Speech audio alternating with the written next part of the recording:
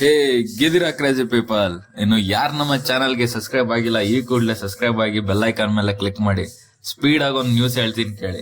ಒಂಬಳೆ films supreme court high court ವಿರುದ್ಧ ಅಥವಾ ಅದ್ರ ಹತ್ರಕ್ಕೆ ಹೋಗೈತೆ ಏನ್ರ ವಿರುದ್ಧ ಅಂತ ಅಂದ್ರೆ ₹200 ಟಿಕೆಟ್ ಪ್ರೈಸ್ ಇಡೀ ಕರ್ನಾಟಕದಲ್ಲಿ ಯಾವ್ದೇ ಫಿಲಂ ನೋಡಿದ್ರು ಅಂತ ಸಿದ್ದರಾಮಯ್ಯ ಮೊನ್ನೆ ಏನ್ ಹೇಳ್ತು ಅದ್ರ ವಿರುದ್ಧ ಒಂಬಳೆ ಫಿಲ್ಮ್ಸ್ ಹೋಗಿದೆ. ಯಾಕೆಂದ್ರೆ ಕಾಂತಾರ ಚಾಪ್ಟರ್ 1 ತುಂಬಾ ಕೋಟಿಗಳನ್ನ ಹಾಕ್ಬಿಟ್ಟು ಒಂದು ಪ್ರೊಡಕ್ಷನ್ ಮಾಡಿದೆ. ಆ ದುಡ್ಡನ್ನ ವಾಪಸ್ಸು ಎತ್ಕೊಬೇಕು ಅಂತಂದ್ರೆ ₹200 ಟಿಕೆಟ್ ಪ್ರೈಸ್ ಮಾಡಿದ್ರೆ ಆಗಲ್ಲ. ₹100, ₹500, ₹700 ಈ ತರ ಟಿಕೆಟ್ ಪ್ರೈಸ್ ಮಾಡಿದ್ರೆ ಮಾತ್ರ ಅಷ್ಟು ದುಡ್ಡನ್ನ ವಾಪಸ್ಗೆ ಬುಕ್ ಆಗಬಹುದು ಅನ್ನೋ ಒಂದು ಐಡಿಯಾದ ಮೇಲೆ ಸುಪ್ರೀಂ ಕೋರ್ಟ್ ವಿರುದ್ಧ ಒಂದು ಕೇಸ್ನ ಫೈಲ್ ಮಾಡೈತೆ ಒಂಬಳೆ ಫಿಲಮ್ಸ್.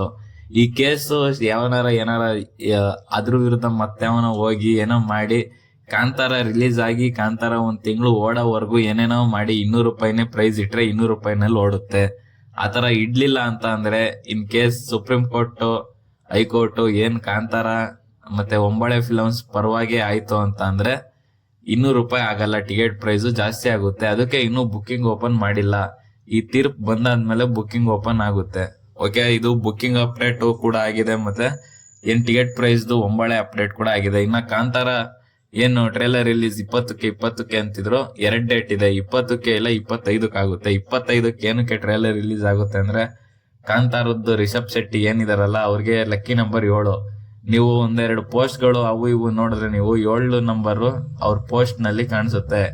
ಈ ಡೇಟ್ ಆಗಿರ್ಬೋದು, ಟೈಮಿಂಗ್ಸ್ ಆಗಿರ್ಬೋದು ಕೂಡಿದ್ರೆ 7 ಬರಂಗೆ ಬಿಡ್ತಿದ್ದಾರೆ. ಅದಕ್ಕೆ 25ಕ್ಕೆ ಬಿಡೋ ಚಾನ್ಸಸ್ ಇದೆ ಅಂತ ಒಂದು ಅಂದಾಜಿದೆ.